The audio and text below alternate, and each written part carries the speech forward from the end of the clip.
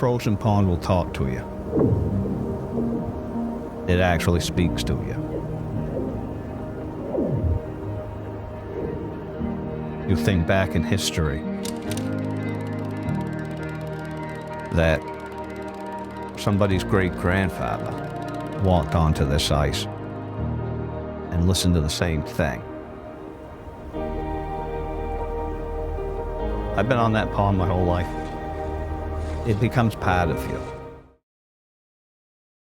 So stunning. The cinematography was so crisp, so clear.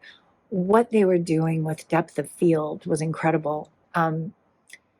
Being born and raised in a warm weather state, like, we didn't have ice houses. So this was something that was fascinating to me, to learn about this and learn about how they go ahead and they harvest this ice and where they keep it, and the importance of global warming and the climate for, if that pond goes away, where they're going to get their ice from. And I thought that the filmmakers did really justice to this. And I think that it was a beautiful, beautiful film. And you have this man who's coping with the changing climate and the realization that harvesting ice from this particular pond could be something that comes to an end as the earth warms and less ice becomes available. And he reminisces on how he feels about this practice and what this means to him and his experiences. And it seems like there's a sense of he's forlorn about the idea that it could all come to an end. And there's this feeling that he doesn't have like a say in the matter, like there isn't anything that he is able to do about it. And so it leaves you feeling, when you watch this piece, wanting to sort of know if there's a resolution that could be found or something that we could do. And I think that that's how people feel about climate change. And inevitably, it feels sometimes like it's so much out of our hands because it's just us, and we can't affect everyone else, but it does start with one person. One of the things I really enjoy about documentaries is it's the one medium I feel like no matter what, if you know what you're doing, you can make anything interesting. And that's how I feel about ice harvest. It takes a concept that normally you wouldn't really bat an eye about, like the concept of harvesting ice, and it made it interesting in the way that the moment it starts, it sparked that question of, I wonder what this process is like. It makes you start asking questions. You want to know, well, what do they do to get the ice? What is life like as an ice harvester? Things you wouldn't normally ask. And what I also love about this one is just how the B-roll tells a story while the narration is going on as well. So you ask the question of like, what's the process behind harvesting ice? And you get to see through the B-roll as they are harvesting this ice. You know what he said about how natural ice lasts 3 times longer than any block you'll buy at the convenience store. That's interesting. I didn't know that. I hadn't thought about it.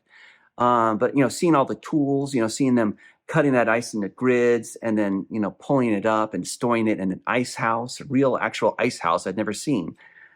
So this was a great just first time learning experience for me and for a lot of people that are going to be watching this, I'm sure.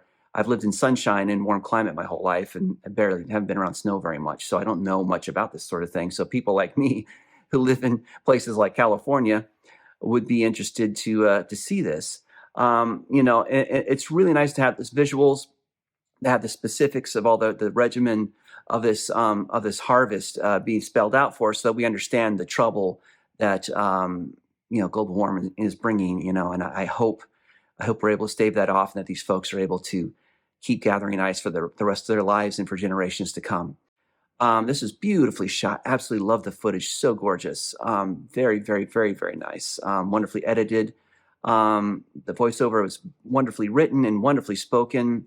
The narrator did a great job just laying it all out for us, and very simply, and it all made complete sense. I love the line, "The frozen pond will talk to you." I learned that the natural frozen ice lasts 3 times longer than produced ice in the store and commercial sections. Good drone shots overhead of the area where this is done, and seeing how they cut the ice blocks and transport those. Really, really good to see. I enjoyed their contribution of being concerned for the environment and how climate change could affect this home industry. The beauty of nature, the beauty of winter and cold, in this case, the ice and the snow. I really love, first of all, the cinematography, these beautiful shots that are really giving us feelings, these shots that trigger in me this feeling of like a surprise, because nature can be absolutely brilliant sometimes. And I really like the idea behind the shore to just spread awareness on such beautiful places like this ice pond, and how things like this, we might not be able to enjoy them anymore in the future due to the climate changing, and might happen might come the day where you won't be able to find ice pond and snow anywhere, because it's just too hot and everything melts. Documentary, just being as short as it is very, very informative about ice, especially natural ice, which, like I said, I didn't know a lot about. I know it has to be terrifying to worry if your job's going to continue to exist, but these guys do work that is vital, but it has to be terrifying not to know if your job's going to exist in 10 years.